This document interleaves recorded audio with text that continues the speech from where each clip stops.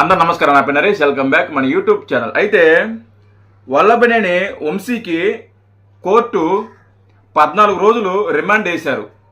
ఇప్పుడు 14 రోజులు వేశారు.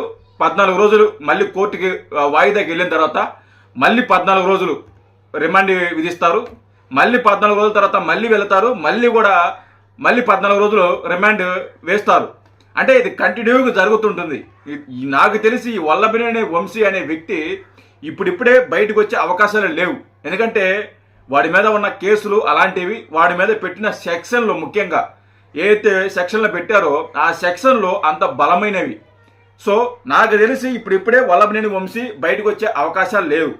అయితే ఈరోజు వాళ్ళ సతీమణి గారు వచ్చారు. ఆవిడ వచ్చేసి ఆయనకి ప్రాణహాని ఉంది, ఆయన్ని పోలీసులు కొడుతున్నారు, ఆయనకి రక్షణ కల్పించండి, ఆయన నా దగ్గర చెప్పారు పోలీసులు మిస్బిహేవ్ చేస్తున్నారు, నన్ను కొట్టేదానికి ప్రయత్నిస్తున్నారు, నన్ను కొడుతున్నారు, నాకు ప్రాణహాని ఉంది, నువ్వే ఏదో ఒకటి చేయని చెప్పేసి వల్లభనేని వంశీ వాళ్ళ భార్యకి చెప్పారంట. వాళ్ళ వైఫ్ వచ్చి మీడియా ముందు మాట్లాడుతుంది.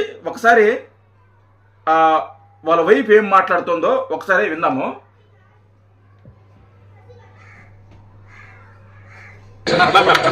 అన్ని చాలా డిఫరెంట్ గా అనిపిస్తా ఉంది. ఎందుకంటే మాకు అనిపిస్తాయి మేడం, అనిపిస్తాయి, అన్ని డిఫరెంట్ గా అనిపిస్తాయి. మీకు ఇంతకుముందు ఎప్పుడు ఇలాంటి ట్రీట్మెంట్ జరగల వల్లభనేని వంశీకి, ఎప్పుడు జైలుకి వెళ్ళిందిలే నాకు తెలిసి. ఇప్పుడు వెళ్ళాడు కాబట్టి అలాగే అనిపిస్తుంటుంది. స్టార్టింగ్ కదా, కొత్త కదా, అలాగే ఉంటుంది. పోను అలవాటు అయిపోద్ది. వాళ్ళు చేయాల్సిన కార్యక్రమాలు ఏవైతే ఉన్నాయో పోలీసులు అవి చేస్తారు. కంగారు పడబాకండి. వాడిని ఏం చేయాలో, ఎలా కొట్టాలో, ఎలా చెక్కాలో వాళ్ళకి బాగా తెలుసు. ఒకసారి తర్వాత ఇప్పుడు మ్యాజిస్ట్రేట్ దగ్గరికి వెళ్ళినప్పుడు ఇచ్చారు ఏంటి ఎఫ్ఐఆర్. అప్పటి వరకు ఎందుకు అరెస్ట్ చేస్తున్నారు ఏంటి అసలు మాకేం తెలియదు. ఇప్పుడేమో సడన్ గా మనం ఫిజికల్ థ్రెట్, అదే ఎందుకు అరెస్ట్ చేస్తున్నారో తెలియదు. చంద్రబాబు నాయుడు గారు అరెస్ట్ చేసినప్పుడు ఎందుకు అరెస్ట్ చేస్తున్నారో ఆ ఎఫ్ఐఆర్ లేదు, ఏమీ లేదు, పాడు లేదు, ఏమీ లేదు. అరెస్ట్ చేసి తీసుకెళ్లారు. అదొక ఫ్రాడ్ కేసు, దొంగ కేసు పెట్టి చంద్రబాబు నాయుడు గారిని సాక్షాత్తు 14 సంవత్సరాలు ముఖ్యమంత్రి చేసిన ఒక వ్యక్తినే దొంగ కేసులు పెట్టి అరెస్ట్ చేశారు.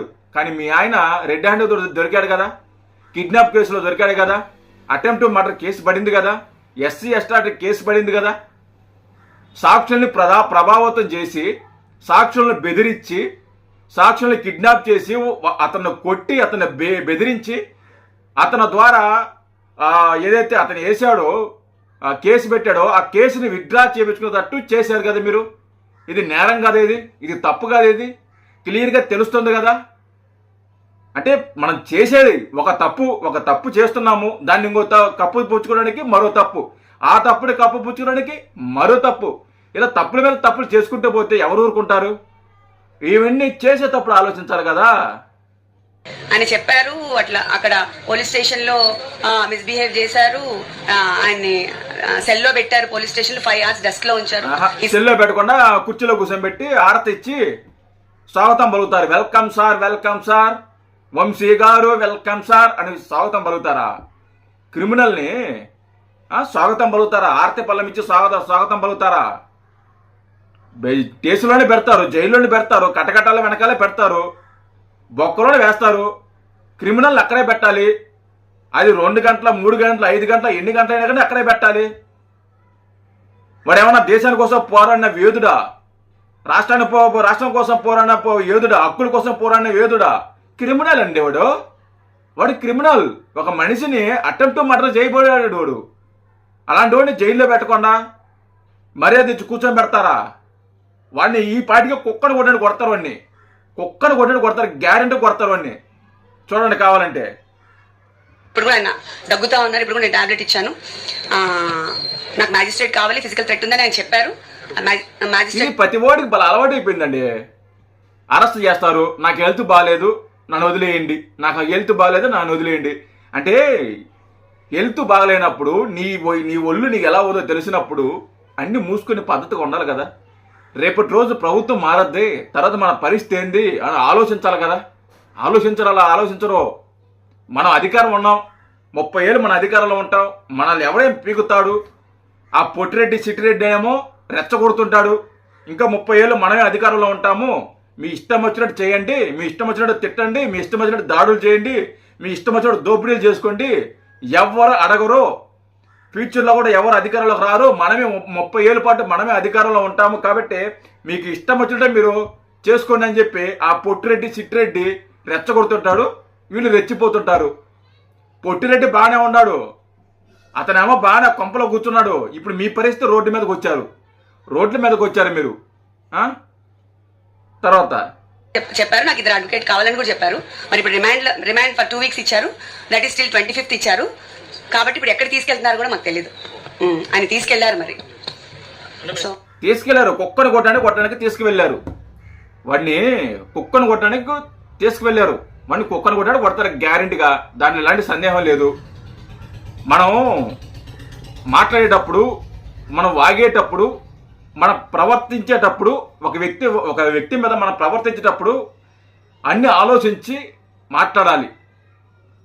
మనం అధికారంలో ఉంటాం కదా, మనదే కదా అధికారం, మనల్ని ఎవడేం చేసేదని చెప్పి ఇచ్చలవిడిగా మాట్లాడితే ఎవరికైనా ఇదే గతి పడుతుంది. ఎవడైనా సరే, వాడు ఎలాంటి వాడైనా సరే ఇదే పరిస్థితి. బుద్ధి ఉండాలా మీరు మాట్లాడేటప్పుడు. మీకు కాదు, మీరు మీ గురించి మేము మాట్లాడలేదు, వాడి గురించి చెప్తున్నా, వల్లభనేని వంశీ మీ ఆయన గురించి చెప్తున్నా. కొంచెం బుద్ధి ఉండాలి కదా. సాక్షాత్తు వాడికి జీవితం ఇచ్చి, లైఫ్ ఇచ్చి, రాజకీయం నేర్పించిన వ్యక్తుల కుటుంబాల మీద, వాళ్ళ మహిళల మీద, ఆడపిల్లల మీద అసభ్యంగా మాట్లాడాడు. వాడికి ఇంగిత జ్ఞానం అనేది ఉందా? వాడిని చెక్కుతారు, మీరేం కంగారు పడబాకండి. వాడిని కుక్కలు కొడతారు, వాడిని వదిలిపెట్టే సమస్య లేదు. ఇంకా నాకు తెలిసి వాడు ఇప్పుడెప్పుడే బయటకు వచ్చే అవకాశాలు లేవు. ఎవడైనా కానీ ఒకసారి ఇలాంటి వాళ్ళకి, ఇలాంటి వ్యక్తులకి పోలీస్ పద్ధతిలో ట్రీట్మెంట్ కానీ ఇస్తే మరొకడు భయపడతాడు, ఇలా మాట్లాడాలంటే భయపడతాడు. రేపొద్దున ఏంటి పరిస్థితి అనే దానికి ఆలోచిస్తాడు. కాబట్టి పద్ధతిగా ఉండి పద్ధతిగా మాట్లాడుంటే ఈరోజు ఇంత దారుణానికి దిగజారే వాళ్ళకి కాదు. మీరు అర్థం చేసుకోవాలి. మీరు జై హింద్.